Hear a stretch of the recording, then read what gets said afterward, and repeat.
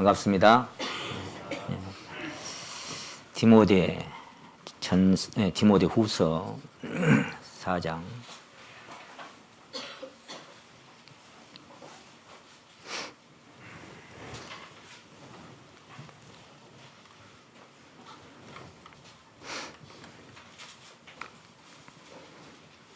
전체를 다 읽었으면 좋겠습니다만은 그냥 6절에서 13절까지만 일단 읽으시고요. 제가 읽겠습니다. 성도 여러분은 눈으로 읽어주시면 되겠습니다. 디모데 후서 4장 6절입니다. 관제와 같이 벌써 내가 부음이 되고 나의 떠날 기약이 가까웠도다. 내가 선한 싸움을 싸우고 나의 달려갈 길을 마치고 믿음을 지켰으니 이제 후로는 나를 위하여 의의 면류관이 예비되었으므로 주 곧 의로우신 재판장이 그날이 내게 주실 것이니 내게만 아니라 주의 나타나심을 사모하는 모든 자에게니라. 너는 어서 속히 내게로 오라. 데마는 이 세상을 사랑하여 나를 버리고 데살로니가로 갔고 그리스게는 갈라디아로 디도는 달마디아로 갔고 누가만 나와 함께 있느니라. 네가 올 때에 마가를 데리고 오라. 저가 나의 일에 유익하니라. 두기고는 에베소로 보내었노라. 네가 올 때에 내가 드로아 가보의 집에 둔 겉옷을 가지고 오고 또 책은 특별히 가죽종이에 쓴 것을 가지고 오라. 가져오라. 아멘. 오늘은 춥고 눈도 내리고 근데 제목도 좀 춥습니다. 그래서 겨울나무라는 주제를 가지고 함께 말씀을 나눠보려고 합니다. 사실 이 말씀은 이제 우리 수양회 때마다 나오는 갈릴리 사람들의 그 들머리글에 이제 좀 써달라고 해서 하나님께서 이제 주제를 주셨는데 그 들머리글을 쓰다 보니까 참 이 교제하고 싶은 내용들이 많아서 그건 너무 길게 쓰면 안 되잖아요. 그래서 거기는 짤막하게 정리하고 오늘 설교로 대신하게 되었습니다. 오늘 말씀을 다 드리지 못하면 또 이어서 드려야 될 것도 같습니다만 하여간 허락하신 만큼만 이렇게 같이 나눠보시도록 하겠습니다. 우리 사랑하는 성도 여러분의 그 인생길, 여러분이 여기 지금 이렇게 앉아 계시는데 다 이렇게 연배들이 다 이렇게 다릅니다. 여러분의 이 인생은 지금 봄입니까? 아니면 여름입니까? 아니면 가을을 맞이하고 있습니까? 아니면 겨울까지 왔습니까? 이 겨울이라고 하는 계절은 모든 나뭇잎 다 떨어지고 앙상한 가지만 남는 그런 나무가 이제 되게 만드는 그것이 겨울나무입니다. 어떻게 보면 희망도 사라지고 소망도 없고 보기 쓸쓸하고 누가 인정해 주지도 않고 바라봐 주지도 않는 그런 나무가 겨울나무가 아닌가 그런 생각을 해보게 됩니다. 근데 사실은 그 겨울나무는 이 겉에서 볼 때는 그렇게 보이지만 내면에서는 아주 풍성한 생명을 가득 안고 그리고 뿌리의 진액을 가득 내면에 저장하는 그런 시기가 바로 겨울나무다 그런 생각이 들었습니다. 무엇을 위해서? 내년 봄에 다시 싹을 틔우고 꽃을 피우기 위해서 내면에 가득 저장한 생명이 풍성한 그것이 바로 겨울나무다 그런 생각이 듭니다. 그리고 이제 우리의 그 살아가는 신앙의 삶 속에도 사실 어려움이 오면 심령이 참 추워지고 아파지고 그런 때가 있습니다. 근데 그럴 때일지라도 여러분이 이 심령에 정말 주님이 계신다면 주님으로 인하여 이제 봄을 기다리는 그런 심령으로 절망하지 아니하고 끝까지 인내하면서 그러면서 주님의 회복시켜 주실 그날을 또 그리 아니하실지라도 끝까지 주님을 바라보는 사람들로 살아갈 수 있지 않겠나 그런 생각이 듭니다. 세상의 격언 중에 누구든지 언젠가 한 번은 반드시 진다 그런 격언이 있습니다. 누구든지 언젠가 한 번은 반드시 진다. 이 땅에 영원한 챔피언은 한 사람도 있을 수가 없습니다. 누구나 한 번은 반드시 질 때가 있고 꺾일 때가 있고 지지 않은 꽃은 어디에도 없습니다. 그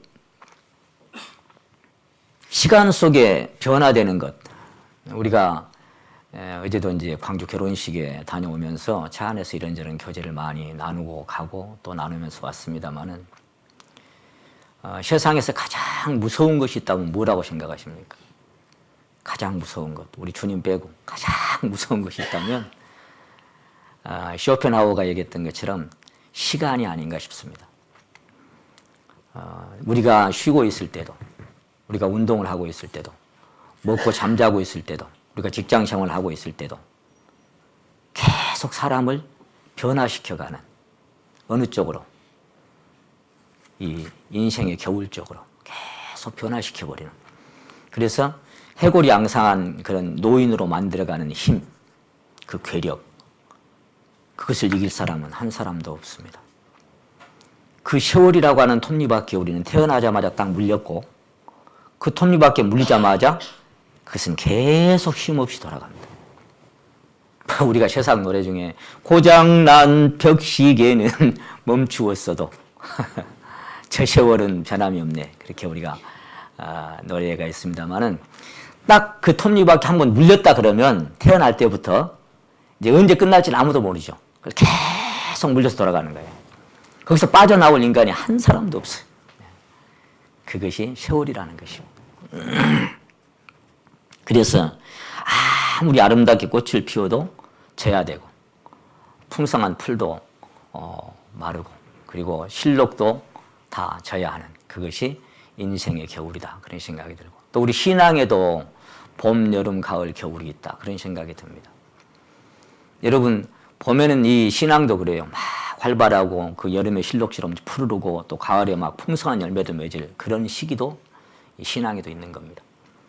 그런데 사실 아직 봄에 꽃 피는 사람은 여름의 계절을 아직 경험하지 못한 사람이고, 여름의 계절을 경험한 사람은 아직 풍성한 가을의 열매를 또 경험하지 못할 수도 있습니다. 근데 이제 겨울나무는 뭐냐면은 봄의 꽃도 경험했고, 여름의 실록도 경험했고, 가을의 단풍도 다 경험해 봤고.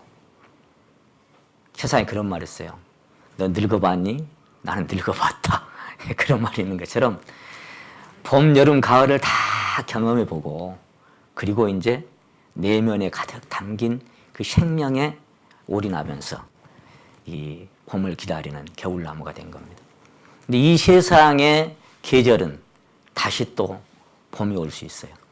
근데 이 인생이라고 하는 계절에 겨울이 지나면 다시는 가을로, 여름으로, 봄으로 돌아갈 수가 없습니다. 이제 주님께서 준비하신 그 새로운 세상의 봄날, 그 나팔 소리와 함께 시작되는 거기만 기다리는 것이 이 겨울나무가 아닌가, 그런 생각이 듭니다. 그러니까 아쉬워할 것도 없고 미련 가질 것도 없고, 그래서 주님을 기다리며 살아가는 마지막 그런 인생의 황혼, 그것이 겨울나무다, 저는 그렇게 생각합니다. 우리 모두는 다 갑니다. 우리가 그 111장 제일 긴 찬송이 12절까지는 복음성갈 112장이에요. 거기 보면 그런 내용 나오죠. 홍안소년 미인들아 자랑치 마라, 영웅호걸 열사들아 뽐내지 마라. 유수 같은 세월은 늘 재촉하고 저 적막한 공동묘지 널 기다린다, 그런 그 가사가 있습니다. 홍안소원 미인들 자랑하지 마라. 금방 간다. 그리고 너를 기다리는 것은 저 적막한 공동묘지가 기다리고 있어요. 톨스토이가 얘기했던 것처럼 우리 신앙인도 그런 것 같아요. 내일 주님 오실 것처럼, 깨어있다고 하는 것은 내일 주님 오실 것처럼, 그리고 내일 내가 인생을 끝낼 것처럼 살아가는 사람은 거룩한 삶을 살고, 내 인생이 아직 많이 남았다고 생각한 사람은 때로는 짐승 같은 삶을 살 수밖에 없다, 그렇게 얘기했던 것처럼 우린 오늘 끝날 것처럼 그렇게 인생을 살아야 되지 않겠는가, 그런 생각도 해보게 됩니다. 그래서 이제 성경은 천하의 범사가 기한이 있고 모든 목적이 이룰 때가 있다. 그 때에 대해서 31번이나 기록하고 있어요. 31번씩이나 뭐 때가 있고 자꾸 얘기하는데 time to 계속 이렇게 얘기합니다. 그런데 그 때를 얘기할 때 첫 번째 타임을 뭐라고 얘기했어요? 첫 번째. 그 31번에 나오는 때라고 하는 것 중에 무슨 때가 가장 먼저 나오는지 여러분 기억하십니까? 따라해 보십니다. 날 때가 있고 죽을 때가 있으니. 그게 첫 번째로 기록되어 있어요. 뭐 사랑할 때가 있고 미워할 때가 있고 심을 때가 있고 뽑을 때가 있고 뭐 가까이 할 때가 뭐 그런데 그 때 중에 가장 먼저가 날 때가 있고 그 다음에 죽을 때가 있는 겁니다.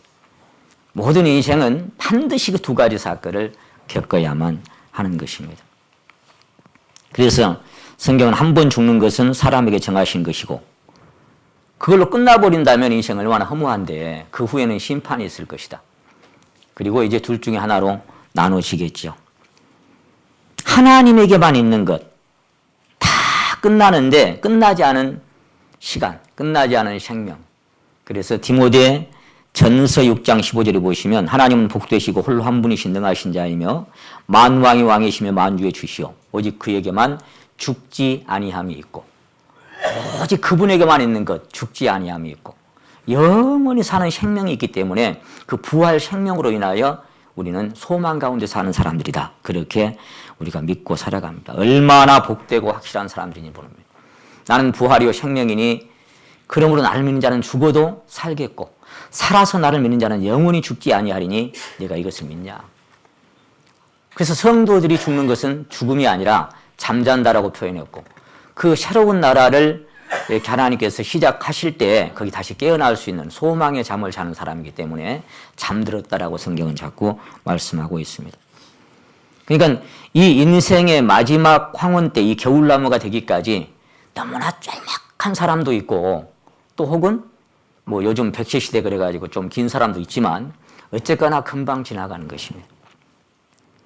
이것이 지나고 끝나버리면 이듬해 봄이 오는데 그 봄은 아무나 참여하는 게 아니죠.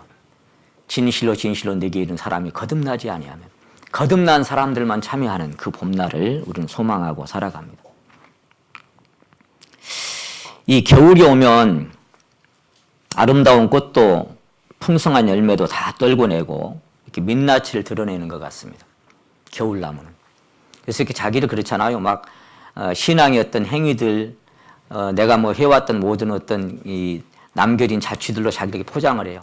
나는 이렇게 살았고 저렇게 살았고 이런저런 것들로 막 이렇게 포장을 하는데 겨울나무가 되면 다 떨궈버리고 민낯만 딱 드러내요.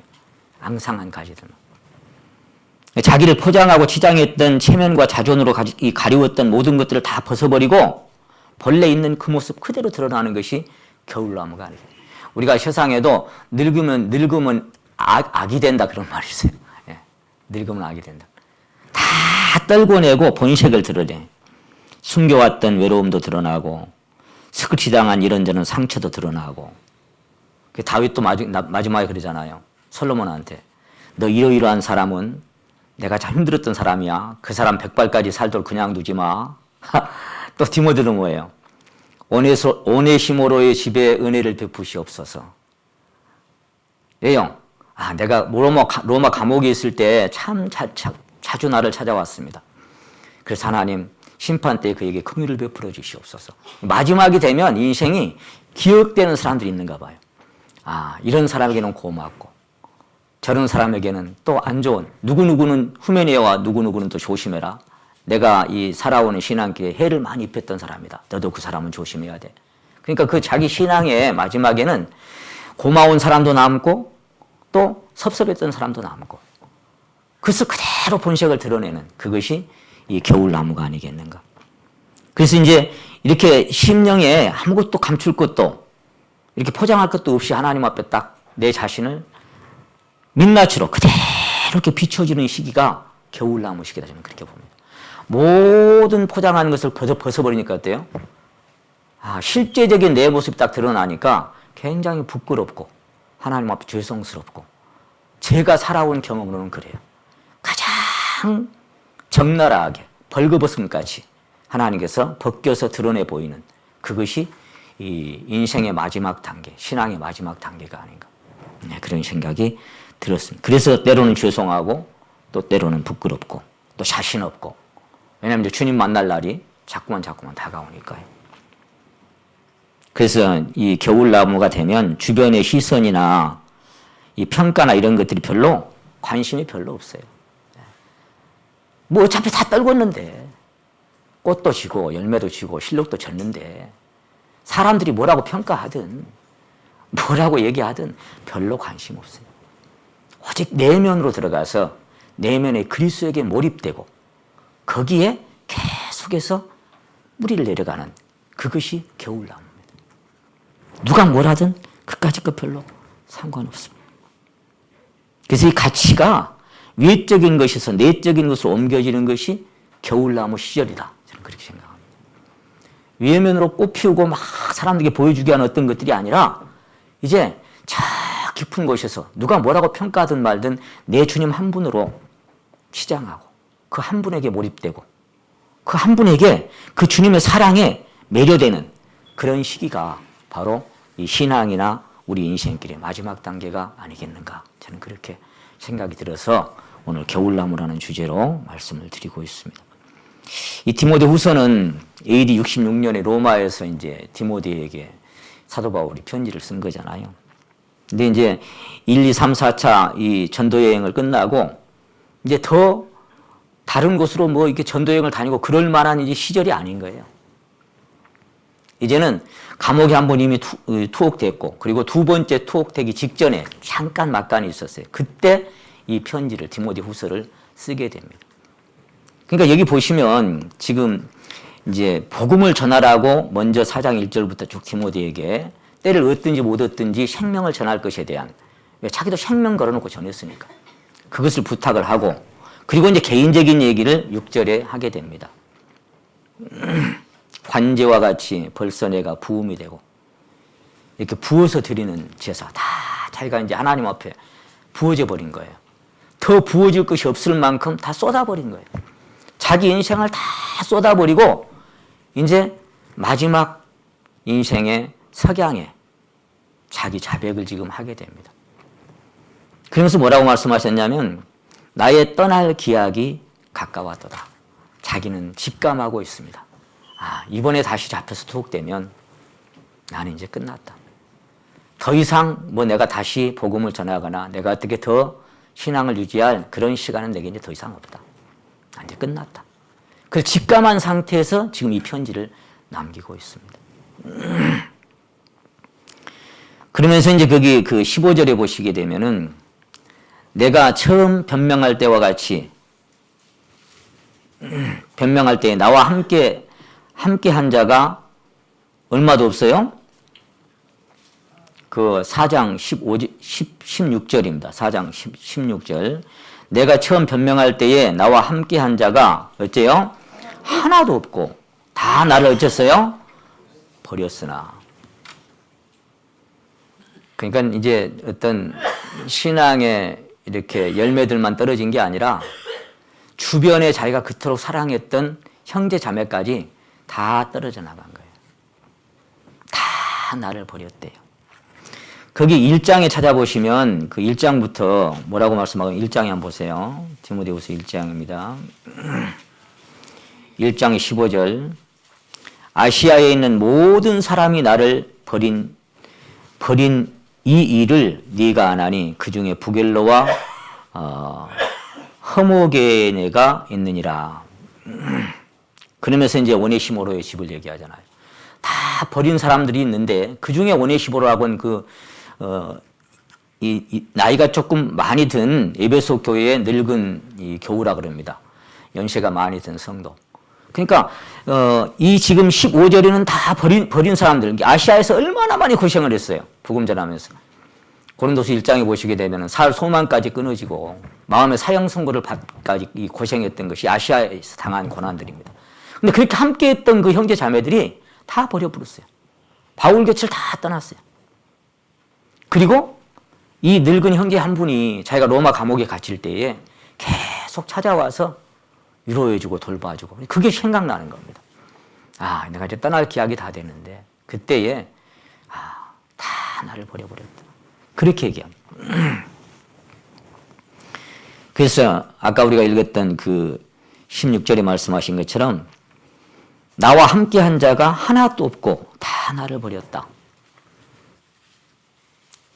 그러면서 이제 그 옆에 그 19절에 한번 봅니다. 4장 19절, 디모데후서 4장 19절. 브리스가와 아굴라와 및 오네시모로의 집에 문안하라. 아까 오네시모로가 아까 나왔잖아요. 그게 그 특별한 사람들이 기억나는 거예요. 마지막 때가 되니까. 자기 인생의 끝이 되니까. 에라스도는 고린도에 머물렀고 드로비모는 병들므로 밀르도에 두었노니 21절에 보세요. 언제 오라고요? 예, 겨울 전에 너는 어서 와라. 겨울 전에 어서 와라 그 말씀하고 아까 여기 12절에 있는 두기고 어디냐 그 13절에 있는 겉옷을 가지고 와라. 갑오에 두었던 겉옷을 가지고 와라. 이제 이런 말씀들이 제게 이 제목을 정하게 했어요. 아, 춥구나. 신앙의 겨울을 맞은 것도 춥고 실제로도 겨울을 맞아서 야, 내가 지금 많이 춥다. 그때는 뭐 이런 옷이 뭐 좋은 게 있었겠어요?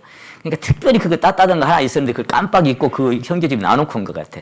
근데 지금 나는 추워 죽겠어. 그러니까 지금 생각나는 거는 그 외투라도 좀 빨리 좀 누가 좀 갖다 줬으면 좋겠어요. 너무 추운 거예요. 그러니까 지금 우리가 읽었던 말씀처럼 겨울이 되기 전에 좀 빨리 와라. 그런 거예요. 마음도 춥고 몸도 춥고 다 나를 버렸고 근데 그들을 원망할 마음은 없어. 그들을 내가 원망하거나 그럴 마음은 없어. 마음고 풍상을 다 겪고 여기까지 왔는데 뭐 누구를 미워하고 누구를 원망하고 이제 그럴 단계는 다 지났어. 그래서 그냥 고요히 있는데 근데 추우면 춥다고 하고 다윗처럼 아프면 아프다고 하고 괴로우면 괴롭다고 하고 이제 그것이 이제 하나님 앞에 있는 그대로를 내놓는 사람이 아닙니까? 그렇게 용감했던 사람, 그렇게 담대했던 바울, 이 사람은 겨울나무가 되어서 홀로 서 있는 것 같습니다. 많이 춥습니다. 이 나무는 그동안 살아오면서도 외롭고 추울 때가 참 많았어요. 그래서 고린도서 11장에 보시면은 또 수고하며 애쓰고 여러 번 자지 못하고 굶고 춥고 헐벗었노라. 자기 신앙에도 추울 때가 참 많았던 거예요. 굶고 춥고 헐벗었노라. 여러분 복음 때문에 굶고 춥고 헐벗어 본 적이 있어요? 주님 때문에 굶고 춥고 헐벗어 본 적이 있어요? 그렇게 인생살이가 추운 겨울처럼 지나갔던 그런 사람이 사도 바울이에요. 한때 그토록 무성했던 나뭇잎도 풍성한 열매도 다 떨군 채로 차가운 겨울을 맞이하고 있습니다. 우리가 읽었던 대로 모두 다 떠났습니다. 모두에게 버림을 받았습니다. 그러나 그는 어쩌면 그토록 바라던 마음의 갈망이 이루어지는 그런 시기를 지금 보내고 있는지도 모르겠어요. 갈망이 뭐였어요? 빌립보서 1장 20절에서 나의 간절한 기대와 소망을 따라 아무 일이든지 담대해서 부끄럽지 아니하고 오직 모든 일에 전과 같이 담대하여 살든지 죽든지 내 몸에서 그리스도만 존귀되기를 원한다. 인내게 사는 것이 그리스도니 죽는 것도 유익함이라. 그 갈망. 세례 요한이 주님을 바라보면서 그는 흥하여야 하겠고 나는 쉬어야 하리라 했던 것처럼 나는 어찌돼도 상관이 없어. 살든지 죽든지. 다 나를 버려도 괜찮고 버림받아도 괜찮아. 근데 한 가지 원하는 건 뭐냐? 내게 사는 것이 그리스도라면 나는 죽는 것도 유익해. 그렇게 자백했던 사도 바울. 그 사람의 소망이 이루어지는 시기가 바로 이 시기가 아니었던가. 그런 생각이 듭니다. 이분은 지금 그렇게 부어진 자기 인생을 가지고 이렇게 얘기합니다. 디모데후서 4장 7절에 다시 한번 봅니다. 내가 선한 싸움을 싸우고 나의 달려갈 길을 마치고 믿음을 지켰으니 이 세 가지가 인생의 완성된 마침표를 찍는 그런 순간이 아니겠는가 싶습니다. 근데 참 내게 오늘 이 마지막 순간이 사도 바울처럼 딱 온다면 이 세 가지를 이렇게 자신 있게 말씀했던 사도 바울처럼 이렇게 나도 딱 말하고 마침표를 딱 찍을 수 있겠는가? 참 많이 생각해야 하는. 그래서 8절에 보시면 이제 후로는 나를 위하여 의의 면류관이 예비되었으므로 주 곧 의로우신 재판장이 그날에 내게 주실 것이니 내게만 아니라 주의 나타나심을 사모하는 모든 자에게니라. 자, 나는 이제 면류관이 준비되어 있다. 그렇게 아주 자신만만하게 얘기할 수 있는, 저는 그렇게 자신 있게 주님께 말씀을 못 드리는 것이 참 죄송할 뿐입니다. 나는 의의 면류관이 내게 준비되어 있어. 그렇게 감히, 제가 언감생심이라고 썼습니다마는 그 책에는 감히 나 같은 것은 그런 반열에 들 수 없다는 것을 잘 알고 있습니다. 이 계절에도 봄, 여름, 가을, 겨울이 있듯이 우리는 인생길에도 그렇습니다. 푸르른 실록 여제 같은데 이제 어느덧 가을의 문턱을 넘어서면 금방 또 추운 겨울이 다가옵니다. 아침인가 했는데 정오가 지나고 그림자가 조금 길어지는가 했더니 황혼이 지는 거예요. 그게 인생이에요. 연세 드신 분들 뭐 누구나 다 마찬가지겠지만 내가 언제 여기까지 왔지? 다 그렇게 말씀들을 하십니다. 근데 금방이에요. 금방인데 이렇게 마음도 같이 늙어버리면 참 좋은데, 그 고려 시대입니까? 그 어떤 시인이 읊어놨던 시처럼 늙기 서른 줄 모르고 나 늙었는가, 녹양춘사모를 잡아매어 둘량이면 삼광이 덧없어 백발이 절로 난다. 못 잡는 거죠. 근데 그 다음 말씀이 참 좀 구슬프게 들려와요. 허나 소년적 마음은 감한 일이 없어라 그랬어요. 마음은 안 늙는단 말이에요. 마음은 항상 청춘인데 몸을 보니까 다 늙어가는 거예요. 소년적 마음은 감한 일이 없어라. 뉘라서 날 늙다는 거 늙은이도 이러한가. 꽃 보면 반갑고 술 보면 웃음 난다. 그렇게 읊었어요. 나보고 누가 늙다 그래. 나도 옛날하고 똑같아. 마음이 꽃 보면 반갑고 술 보면 웃음 나고 똑같아. 그런데 인생이 이렇게 왔어. 그렇게 얘기하는 거예요. 그게 마음이 늙질 않아. 그래서 천국은 그 마음이, 이제 예수님이 33살 때 돌아가셨잖아요. 그러니까는 청춘 때 그런 몸도 마음도 그런 모습으로 회복되는 것이, 청년의 몸으로 회복되는 것이 천국이다. 그렇게 성경은 정리하고 있습니다. 한 군데 찾아보시도록 하겠습니다. 열왕기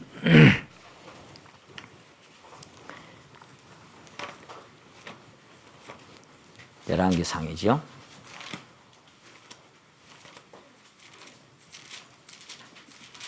1장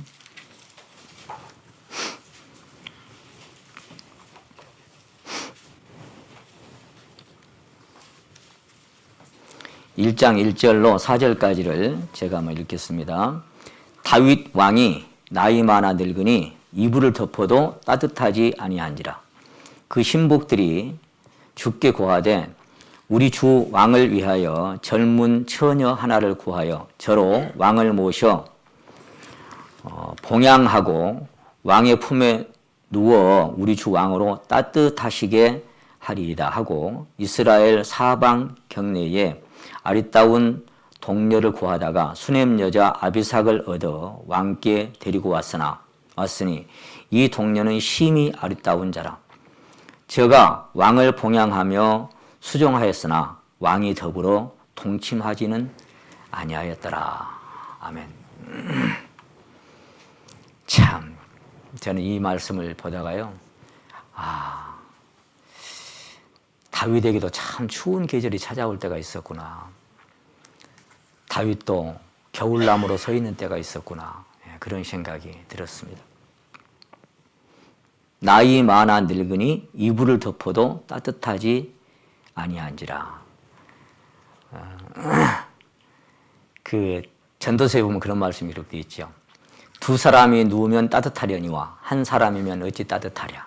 그래서 이제 주님은 이제 배필로 우리 부부라는 것을 맺어주시고 또 그리고 신랑 신부의 그 주님과 우리 신부의 관계도 그렇게 사랑 안에서 맺어주시는 관계죠.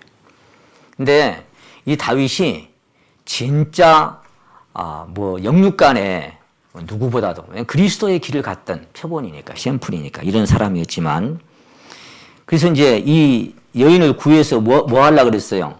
거기 2절에 보니까 봉양하고 왕의 품에 누워 우리 주 왕으로 따뜻하게 따뜻하게 하게 하려고.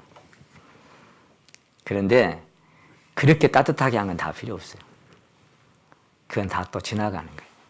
그래서 이 다윗은 함께 동침하지 아니하고 이제 하나님 앞에 자기 마음을 쏟아내면서 마지막을 마친 것 같습니다. 하나님의 마음에 합한 사람이라고 얘기했던 다윗. 한때 청춘 시절 하나님의 능력으로 사자와 곰을 그냥 맨손으로 찢어버렸죠. 얼마나 용감하고 담대했습니까? 그 장대했던 골리앗을 그냥 이 물맷돌 하나로 쓰러뜨려 버리고 그리고 승리를 거두고 수많은 전장에서 위대한 승리를 거두기도 하고 누구보다 하나님을 사랑했던 사람, 하나님을 가장 많이 찬양하기도 하고 침상을 눈물로 띄울 만큼 또 가장 눈물도 많이 흘렸던 사람, 이 사람이 다윗이었습니다. 그리고 또 누구보다 큰 죄를 범했으나 한없이 크신 긍휼과 자비와 사랑과 은혜를 경험한 사람, 그래서 그것을 용서받고 시편 103편을 노래했던 사람. 이 사람 나중에 이제 후반기가 되니까 사무엘하 3장에 보면 그런 말씀이 나와요. 자신의 연약함을 이렇게 인정하고 얘기하는데 내가 기름 부음 받은 왕이 되었으나 오늘날 약하여 수루아의 아들들인 이 사람들을 제어하기가 너무 어려우니. 요압의 형제간들이죠. 내가 왕이지만 내가 너무 약해져 가지고 이 사람들을 내가 어떻게 제어할 수 있는 힘이 없다. 그런 시기가 온 거예요. 아무도 자기가 어떻게 자기 마음대로 할 수가 없는 그런 단계가 오고 이불을 덮어도 따뜻하지 아니하는 그런 때가 오는 것이 인생의 마지막입니다. 인생의 만고풍상을 다 겪었던 그에게도 이제 봄, 여름, 가을, 겨울이 이제 딱 이렇게 닥치면서 겨울나무처럼 딱 혼자 서 있는데 그도 부활의 봄을 기다리고 있죠. 그래서 시편 17편에서 깰 때에 주의 형상으로 만족하리이다. 그 깰 때가 언제예요? 부제목을 제가 봄을 기다림이라고 썼습니다만 그 깰 때가 이 날입니다. 깰 때가. 그날을 소망하고 있는 것이 다윗입니다. 나는 깰 때에 주의 형상으로 만족할 것이다. 그 하나의 소망이 이 다윗의 마지막 기도였어요. 젊었을 때는 이런저런 꿈도 많았겠죠.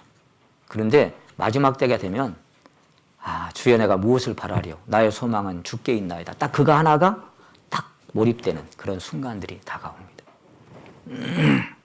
그래서 이제 그와 함께했던 그 희로애락을 함께했던 그 수많은 추억들, 함께 싸우며 웃고 울었던 수많은 용사들도 7명의 아내도 또 특히 이제 그토록 사랑했던 밧세바도 여기 지금 얘기했던 이 수넴 여인 아비삭도 의미가 없어요.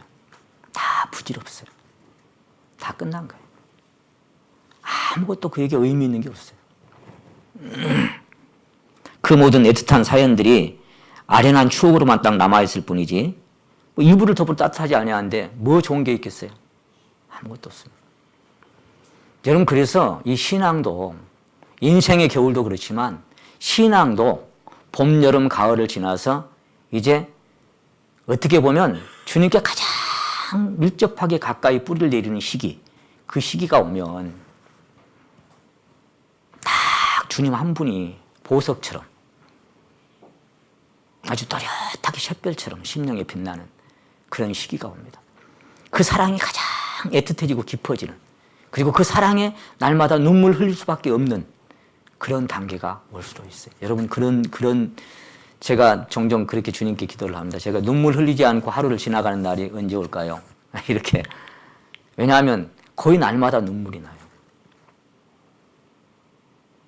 가장 그 사랑이 깊어질 때가 내 자신의 민낯을 그대로 바라볼 때, 그때 탕감받은 것이 가장 많다는 사실을 발견한 때입니다. 그리고 그때가 주님을 가장 깊이 사랑하는, 그 생명에 가장 깊이 매료되는 그런 순간이 옵니다. 여러분은 어떤지 잘 모르겠습니다만, 그래서 때로는 부끄럽고 죄송해서 울고, 가장 많이 눈물 날 때는 주님의 사랑에 매료돼서 울고, 다윗이 오직했으면 눈물로 침상을 떠다니게 한다고 고백을 했겠습니까? 그래서 이 세상 어디에서도 온기를 느낄 수 없는 이 겨울이 딱 찾아오면 이 다윗처럼 이제 마지막에 정리해야 하는 정리의 단계가 옵니다. 이것이 겨울나무입니다. 저와 여러분도 그 자리로 가고 있고 아무도 그것을 거부할 수도 없고 막을 수도 없는 것입니다. 그 다윗의 길을 먼저 보여주시고 그 길을 갔던 우리 주님. 다윗이 그렇게 얘기했죠. 이 열왕기상 2장 그 1절에 보시게 되면은 그렇게 얘기했죠. 2장 1절, 2절만 같이 한번 읽어보시겠습니다. 열왕기상 2장 1절, 2절 시작. 다윗이 죽을 날이 임박하매 그 아들 솔로몬에게 명하여 가로되 내가 이제 세상 모든 사람이 가는 길로 가게 되었노니. 예, 거기까지만 읽겠습니다. 누가 가는 길로 가요? 예, 날 때가 있고 죽을 때가 있으며 모든 사람이 가는 길로 가게 됐다. 그래서 이 세상에 보여지는 지금 이 사람들 있잖아요. 이게 지금 사실은 허상이에요. 다 허상이에요. 이게 살아있는 사람들이 아니에요. 잠시 후면 다 없어요. 제가 전철을 타고 이렇게 출퇴근할 때 보면 막 어마어마한 사람들이 이렇게 막 러시아와 막 오르고 내리고 하는데 그 미어지는 사람들을 쳐다볼 때 저는 그런 시간, 진짜 영의 눈을 뜨고 보면 아무도 없는 거예요, 거기. 아무도 없는 거예요. 텅 비어 있어요. 진짜 영의 눈으로 쳐다보면. 왜 그래요? 다 허상인 거예요. 보이는 것은 다 허상인 거예요. 꿈 같은 거예요. 전부 없는 거예요. 그 없는 것들인데 있는 것처럼 막, 그래서 사람마다 그 든든히 선 때도 진실로 허사뿐이니라 그랬죠.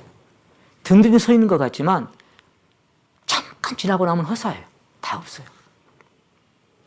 그 장대했던 인류 역사와 문명들, 페르시아나 바벨로니아나 그리스 문명이나 로마의 그 꽃피웠던 그 광대했던 문명들, 이집트 문명들, 그 문명들이 지금 자취를 보면 어째요? 그 돌덩이들만 막 남아있죠. 그 흔적은 다 새겼던 사람들 다 어디 갔어요? 다 간 거예요. 무드실라처럼 969세를 살아도 600세를 살아도 900세를 살아도 지금 우리가 생각하면 다 옛날입니다. 우리가 지금 이 한 시대가 딱 와서 오늘 살고 있지만 잠시 후면 우리도 없는 거예요. 끝나는 거예요. 남는 것은 딱 하나. 영원한 생명의 나라 그분과 함께하는 그 소망. 그거 하나만 딱 남고 다 끝나는 겁니다. 없는 것입니다. 그런 눈으로 이 세상을 쳐다보면 세상 사람들이 불쌍하게 보일 수밖에 없고 그리고 주변에 만나는 사람에게 이걸 좀 알아달라고 이걸 좀 알으라고 전도할 수밖에 없는 그런 마음이 되고 또 예루살렘 성을 보고 우셨던 주님의 심장이 있으면 그렇게 전하지 말래도 전할 수밖에 없는 특히 가족 친족들에게 내 지인들에게 그런 마음이 될 수밖에 없는 거죠. 근데 그런 눈으로 안 보이니까 때로는 부럽고 때로는 와 좋겠다 그런 마음도 들기도 하고 잠깐입니다. 꿈결 같은 이 세상에 산다면 늘 살까 인생의 향락 좋대도 바람을 잡누나 험한 세상 일장춘몽 다 끝나는 겁니다. 그래서 우리 주님도 한 사람의 사람으로 오셨기 때문에 신성을 가졌지만 그래서 날 때가 있고 죽을 때가 있다고 하는 그 과정을 주님도 거칠 수밖에 없었어요. 왜냐하면 신으로만 신성만 가지고 오시면 신은 죽을 수가 없잖아요. 그렇게 되어버리면 아무것도 그 하나님의 그 창세 전부터 계획했던 어떻게 이루어지겠어요. 그러니까 인성을 가지고 사람으로 오셔야 말이에요. 왜? 그래야 죽을 수밖에 없으니까. 그래서 33세라는 제가 항상 주님께 그럽니다. 주님께 비하면 저는 너무 오래 살았어요. 그런 말씀을 드립니다. 이 땅에 33세라는 짤막한 인생길을 겨울로 맞이해야 했던 우리 주님. 그러니까 아버지의 뜻에 따라서 이미 기록된 대로 이미 정해진 대로 갔습니다. 근데 한 알의 밀알이 땅에 떨어져 죽지 아니하면 한 알 그대로 있고 죽으면 많은 열매를 맺기 때문에 한 알의 밀알로 오셔서 그렇게 이름 없이 죽어갔습니다. 모든 사람에게 버림받은 채로. 나는 받아야 할 세대가 있으니 그 이루기까지 나의 답답함이 어떠하겠느냐. 그렇게 말씀하신 누가복음 12장 말씀을 생각해 보면, 그분은 살아가시는 동안 평생 동안 그 마음에 이렇게 무게를 안고 눌려지는 마음을 안고 사셨구나. 너희들 아무도 모른다, 내 마음을. 내가 이 계절을 거쳐서 이제 홀로 떠나야 하는 그 시간을 너희들은 모를 것이다. 우리가 가끔 그런 교제를 합니다. 만약에 그분이 신성만 가지고 세상에 오셨다면 저 같은 이 비천한 인생이 그분 곁에 다가갈 수 있었을까? 세례 요한이 신발끈을 만져드리기에도 감당치 못할 만큼 그런 분이라고 소개했던 그분. 죽은 청년을 보고, 죽은 이 딸을 보고, 야이로의 딸을 보고, 일어나라 그러면 일어나고, 귀신아 나가라 그러면 나가고, 파도야 잠잠하라 그러면 잠잠해지고, 이런 신성만 가지고 오셨더라면 우리가 그분 곁에 가까이 다가갈 수 있었겠습니까? 그리고 그 사랑을 우리가 어떻게 느낄 수가 있었겠습니까? 근데 이사야서 9장 6절에 보시면, 이는 한 아기가 우리에게 낳고 한 아들을 우리에게 주신 바 되었는데, 그분의 이름이 뭐예요? 그분의 이름이, 아기로 오신 그분의 이름이 기묘자라, 모사라, 전능하신 하나님이라, 영존하신 아버지라, 평강의 왕이라. 와, 영존하신 아버지, 전능하신 하나님, 그렇게 오신 분이에요. 그렇게 그분이 이 땅에 이 천한 몸을 입고 오셨는데, 오실 때 어떤 몸 입고 오셨어요? 지금 우리는 보여진 것에 매료하고 매료되고 거기에 관심들이 있지만, 우리 주님은 아무도 외모를 안 본다 그랬죠. 각 사람의 중심만 봐요. 아무도. 그 사람의 다리가 하나 없든 팔이 하나 없건 눈이 하나 없건 아무것도 안 봐요.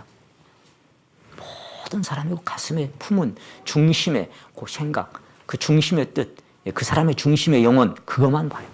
아무것도 관심 없어요.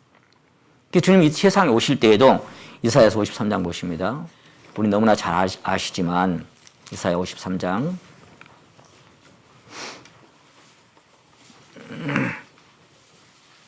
1절에 보시면, 우리의 전한 것을 누가 믿었느냐? 여호와의 팔이 누게 나타나느냐? 그는 주 앞에서 자라나기를 연한 순 같고 마른 땅에서 나온 줄기 같아서 고운 모양도 없고 풍채도 없은즉 우리의 보기에 흠말 만한 아름다운 것이 없도다. 참, 왜 이런 모습을 입고 오셨을까요? 우리의 보기에 흠모할 만한 아름다운 것이 없도다. 이 말씀이 다른 버전은 이렇게 되어 있다고 그랬죠. 시선을 끌만한 매력도, 볼품도, 위엄도 없었더라. 이렇게 되어 있어요. 고운 모양도, 멋진 모습도, 수려한 외모도, 늠름한 풍채도, 장엄함도 없었더라. 이렇게 되어 있어요. 왜 하필 그런 모습을 갖고 세상에 오셨을까요? 그것도 완전히 서양인도 아니고 완전히 동양인도 아니고 누리끼리한 그 중간인 그 유대 땅의 유대인의 모습으로, 그런 모습으로. 왜 시선을 끌만한 매력도 없었을까요? 왜 볼품도 없었을까요? 왜 그렇게 위엄도 없고 고운 모양도 없고 멋진 모습도 없고 수려한 외모도 없고 늠름한 풍채도 없고 장엄함도 없는 그런 모습을 입고 세상에 오셨을까요? 왜 그랬을까요? 얼마든지 멋진 몸을 입고 오실 수도 있는데 왜 그런 것들 다 사양하고 이런 몸을 입고 세상에 오셨을까요? 그래서 이 사람을 쳐다보면 그 당시 사람들 3절에 보세요.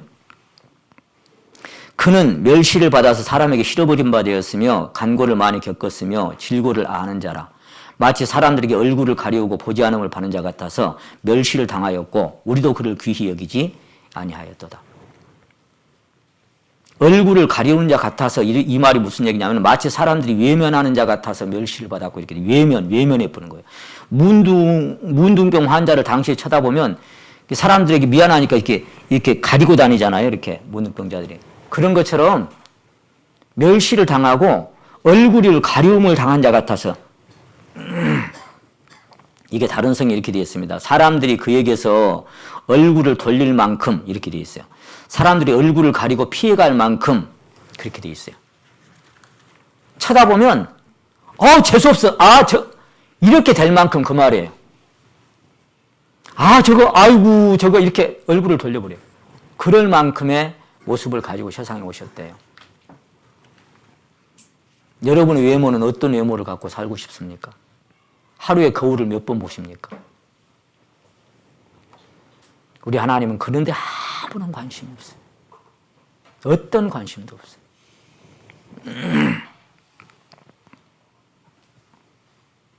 그래서 그 주님은 마태복음 11장에서 수고하고 무거운 짐진 자들아 다 내게로 오라 그러면서 하신 말씀이 한 말씀이 있죠. 나는 한번 따라해 보십니다. 마음이 온유하고 겸손하니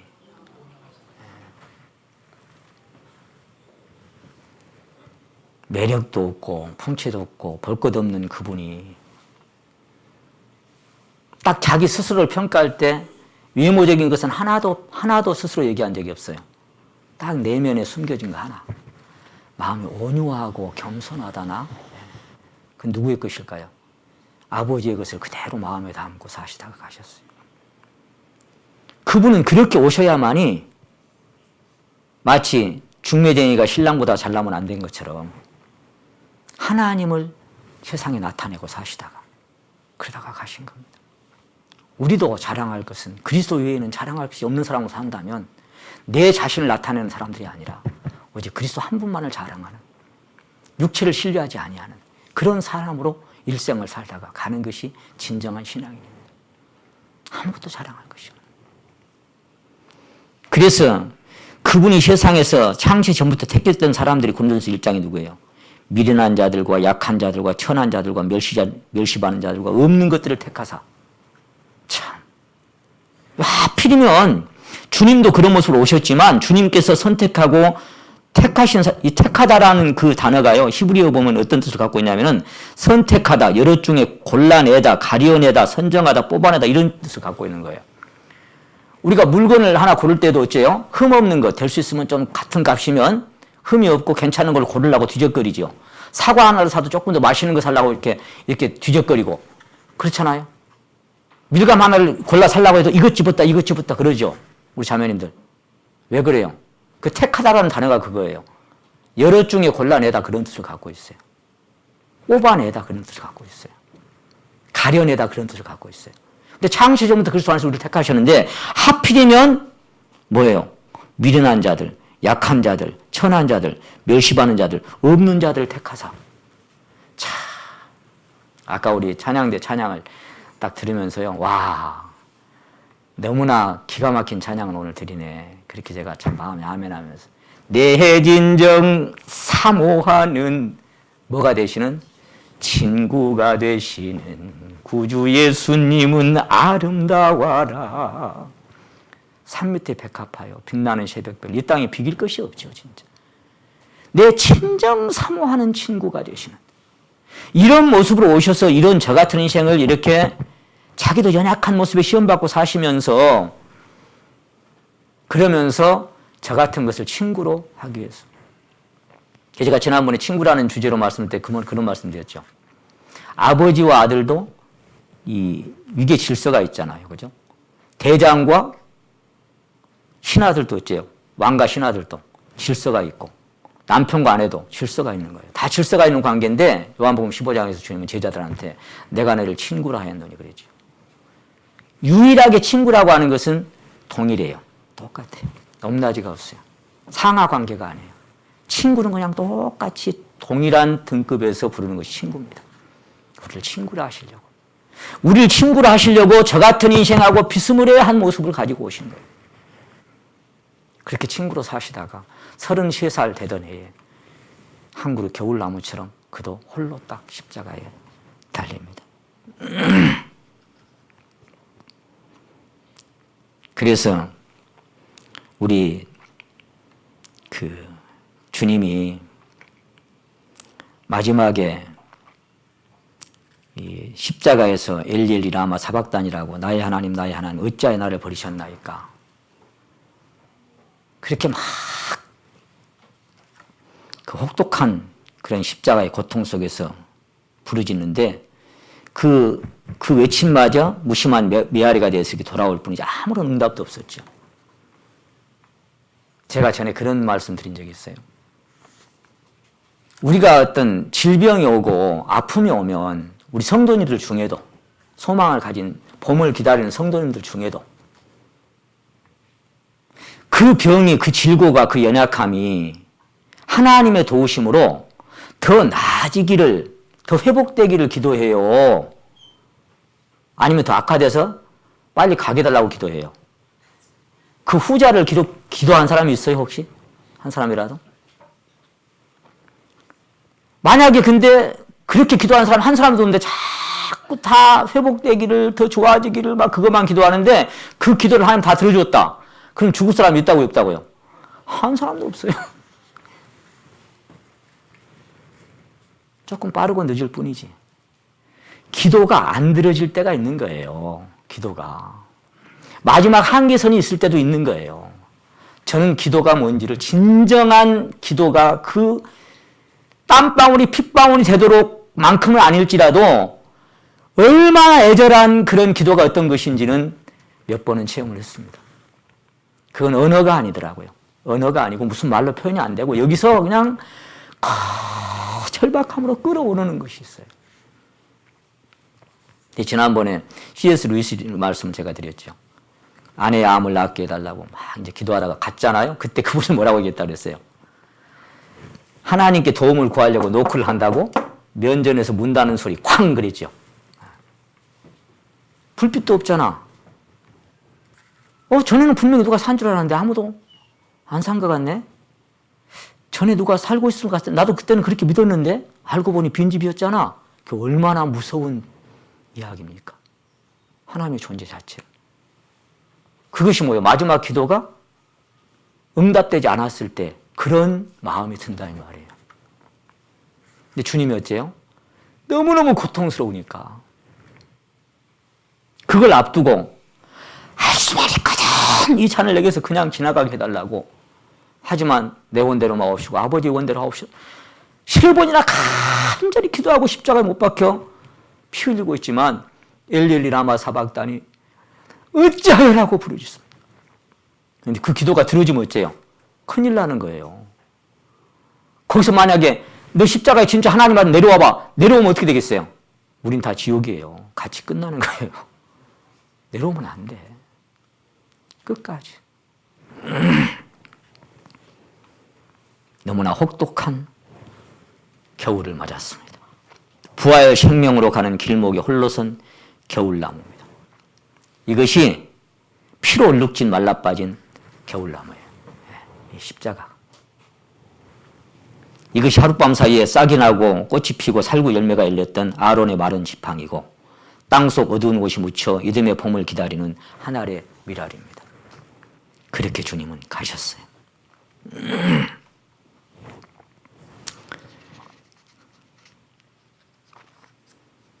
여러분, 세례 요한도 이 생의 겨울이 혹독하게 끝냈고 대야고보의 삶도 사도행전 12장에서 헤롯의 칼에 허망하게 마쳤습니다. 성령 충만해서 담대하게 진리를 외쳤던 스데반도 그렇게 돌 맞으면서 비참하게 갔습니다. 근데 그럼에도 불구하고 그들의 심령은 어땠어요? 그리스도께서 하나님 우편에 서신 것을 본다 그랬을 때 얼굴이 천사처럼 빛난다고 그랬죠. 그러니까 그 사람은 지금 돌멩이가 날아와서 딱 맞아 죽기 직전이지만 그 내면은 어땠어요? 제가 그 488장 찬양을 참 좋아합니다. 그 중에서도 내 영혼의 봄날 되어서 주 함께 하실 때 그 평화 내게 임하고 주 은혜 꽃피네 그랬죠. 겉에는 다 졌는데 그 스데반의 심령 안에는 이 믿음으로 갔던 사람들의 심령 안에는 봄날이 찾아오고 꽃이 피고 있는 겁니다. 그것이 고린도후서 4장 16절 말씀하고 똑같은 말씀입니다.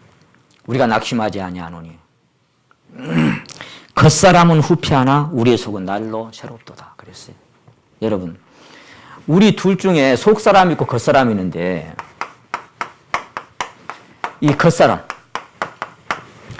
겉사람이 후패한다 그랬죠. 후패. 후패라는 얘기가 이 썩을 후자 패할 패자를 씁니다. 늙고 병들고 죽어간다 그런 뜻을 갖고 있어요. 근데 다른 버전을 찾아보니까 뭐라고 되어 있는 거가 이렇게 되어 있어요. 우리 겉사람은 낡아져 간다 이렇게 되어 있어요. 낡아져 간다. 어떤 물건을 오래 쓰면 다 낡아져 가죠. 그런 것처럼 사람도 다 낡아져 가요. 눈도 낡아지고 그 전도서에 기록된 것처럼 살구나무가 이렇게 하얗게 여기도 꽃이 핀 분들이 많이 계시죠. 요즘은 막 염색을 하도 많이 해갖고 진짜 머리인지 아닌지도 모르겠어.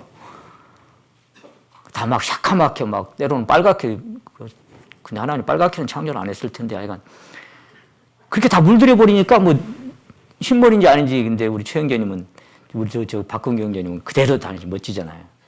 우리 송영재님 아직 젊은데 또 살구나무가 꽃이 폈네. 그래서 우리의 겉사람 낡아져가나 우리의 속사람은 날로 새로워집니다. 이렇게 되어 있고 또 다른 성경에는 우리의 겉사람은 시들어간다 그렇게 되어 있어요. 시들어간다. 이렇게도 되어 있습니다. 또 다른 성경에는 우리 겉사람은 쇠약해져 간다. 이렇게 되어 있어요. 그러니까 이것은 하나님이 정하신 하나의 법칙이에요. 봄, 여름, 가을, 겨울이 자연적으로 그냥 안 보내려고 해도 가고 안 기다려도 오는 것처럼 그냥 내 청춘 안 보내려고 해도 가요. 그리고 이 겨울나무라고는 이 시절이 기다리지 않아도 와요. 금방 옵니다. 그래서 우리 겉사람은 쇠약해져 가고 그리고 후패해져 가고 낡아져 가고 시들어져 가고 아무리 영을 쓰고 애를 써도 안 돼. 인삼녹용 좋다 해도 늙는 길 못 막고 진시황의 불사약도 죽는 데는 허사라. 인생 한번 죽는 길을 누가 감히 피할 소냐. 분명하다 이 큰 사실 너도 나도 다 당하네. 그렇게 찬양을 드립니다. 인삼 녹용 다 먹어봐도 소용없어요. 끝나는 거야. 그러니까 끝날 준비하고 살아야 돼요. 끝날 준비. 저는 이 말씀을 준비하다가 우리가 전도 집회할 때 가끔 사용한 예화가 하나 있잖아요. 그 생각이 참 많이 들었어요. 한 고기잡이 뱃사공이 이렇게 고기를 잡다가 파도 때문에 침몰이 됐잖아요. 침몰이 돼가지고 이제 막 어떻게 하여간 뭘 잡고 이렇게 살아났는데 보니까 외딴 섬에 보니까 그 이상한 사람들이 막 이제 사는 거예요. 그 원주민들이겠죠. 근데 거기 도착하자마자 막 그 원주민들이 무릎을 꿇고 이렇게 막 폐하 말하자면 이렇게 막 모시는 거예요. 그 왕으로 딱 세우는 거예요. 왕자에 앉히는 거예요. 그러니까 그 원주민들의 습관이 뭐가 있는가 하면은 외부에서 온 사람은 다 왕으로 3년간을 지내도록 해줘. 그러니까 가만히 알아보니까 3년 후에는 두면 어쩌냐 하니까 그냥 배 태워서 보내버린대요. 오던 길로 아무 데나 가라고. 그러니까 이 사람이 3년 후면 이제 여기서 이제 버려지는 거잖아요. 3년 동안은 잘 먹고 잘 사는데 왕으로. 그 사람이 지혜로운 사람이니까 뭐라고 물었어요? 이 근처에 어디 조그만 섬 없냐 하니까 여기 조금 떨어지면 그 섬이 있다고 그랬죠. 그 섬을 가보니까 사람이 살 수 있는 그런 섬이 아닌 거예요. 그래서 그날부터 이제 자기가 왕이니까 마음대로 할 수 있잖아요. 배를 만들고 신하들을 시켜가지고 거기다가 정글을 다 제거하고 말하자면 뭐 바나나 나무도 심고 뭐 오렌지 나무도 심고 그리고 이제 그런 것들을 다 심는 거예요. 이제 파인애플 나무도 심고 막 다 심어가지고 3년 동안 쫙 가꾼 겁니다. 그래서 3년 동안 자기가 할 일은 이 왕보다 왕위를 자기가 거기서 누리는 것보다 더 중요한 건 뭐냐면 그 섬을 가꾸는 거예요. 쫙 갖고 3년 딱 끝나니까 너는 이제 가라 하고 배 떼어서 보내는 거예요. 여기서 떠나라. 이제 걱정할 거 있어요 없어요? 예? 걱정할 거 없어요. 그 갖고 놨던 섬에 딱 가니까 풍요로운 열매들이 3년 동안 자라가지고 멍상하게 열려 있는 거예요. 그러니까 가서 그냥 그거 누리고 살면 되는 거예요. 걱정 없는 거예요. 여러분, 이 세상에서 나그네라고 하는 것은 길을 가는 사람이잖아요. 길을 가는 사람. 오늘 아침에도 우리 김용감 형제님이 글을 올려놓기를 옛 그 노랫가락을 하나 올려놨어요. 우리 생명길 성교회. 오늘도 걷는다마는 정처 없는 나그네. 외국인과 나그네 같은 사람들. 잠시 머물렀다가 가야 할 사람들. 그래서 우리는 이 세상 살면서 아까 그 뱃사람처럼 잠깐 여기 왔는데 이제 어디에다가 더 많이 저축해야 되겠는가? 어디에다가 더 많이 우리가 시간과 마음을 투자하고 살아야 되겠는가? 근데 가면 갈수록 어째요? 내가 올 때 세상에서 믿음을 보겠느냐? 이 세상에 투자하는 사람이 더 많지. 그 섬에다가 거기다가 투자한 사람들은 글쎄요. 지금부터 투자는 하고 살지만 비율로 따지면 어느 쪽으로 더 기울어질까요? 하나님은 정확하게 저울로 달려봅니다. 이 세상 쪽으로 더 기울어 있으면 하나님은 그것도 아시고 땅에 보물을 쌓아놓지 말아라. 곰팡이 쓴다. 그랬는데 어쨌거나 지금 이 시대는 그런 시대가 되고 말았던 것 같습니다. 시간이 많이 가서 이제 3장 얘기했는데 10장인데요. 그래서 누가 그러더라고요. 목사님, 설교 내용이 얼마나 깊이가 있고 좋냐 나쁘냐 성도들은 그런 거 안 따져요. 그건 못 따지는데 얼마나 짧게 끝나냐 그것밖에 관심 없어요. 아, 그렇구나. 그래서 저도 끝낼게요. 끝내고 뭐 또 남은 얘기는 이제 또 수요일 날 하든지 아니면 수요일 날은 또 다른 분 하셔야 되니까 이제 또 그 다음에 언제 또 하나님 기회 주시면 또 나누든지 그렇게 하면 좋겠습니다. 어쨌거나 오늘 마지막까지 얘기해서 이때가 돼서 가만히 돌아보니까 우리가 지난번에 우리 복음서가 아닌 거 생각해봤는데 눈을 감고 조용히 생각을 해보니 살아왔던 지난 세월이 다 하나님의 은혜였던 거 거기까지 우리가 함께 오늘 나누려고 했는데 그래서 이제 찬양도 그렇게 준비를 했는데 시간이 1시간이 훌쩍 지났어요. 그래서 오늘 여기서 이렇게 마침표를 찍고 그리고 다음에 또 본문 말씀 디모데 후서 4장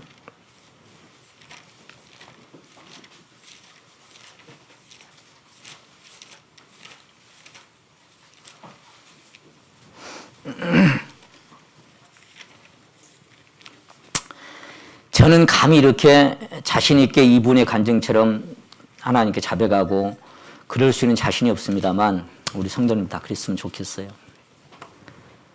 4장 6절에서 8절까지 같이 한번 다시 읽겠습니다. 시작. 관제와 같이 벌써 내가 부흥이 되고 나의 떠날 기약이 가까웠도다. 내가 선한 싸움을 싸우고 나의 달려갈 길을 마치고 믿음을 지켰으니 이제 후로는 나를 위하여 의의 면류관이 예비되었으므로 주 곧 의로우신 재판장이 그날에 내게 주실 것이니 내게만 아니라 주의 나타나심을 사모하는 모든 자에게니라. 아멘. 오늘은 특별히 이제 찬양대 방송실이 부탁을 해가지고 은혜라는 우리가 찬양 모임에서 몇 번 불러봤어요. 그 내용 1절에 보면 내가 누려왔던 모든 것들이 내가 지나왔던 모든 시간이 내가 걸어왔던 모든 순간이 당연한 것 아니라 은혜였어. 그런 내용입니다. 그 찬양을 같이 있다가 드리고 또 점심 맛있게 드시고 저는 제가 여기까지 와 있다라고 생각을 하고 살아갑니다. 근데 여러분은 어디까지 와 있는지 아직 모르겠습니다. 근데 우리 마음은 항상 여기까지 와 있다라고 생각하고 살았으면 좋겠습니다. 네, 함께 기도하고 마치겠습니다.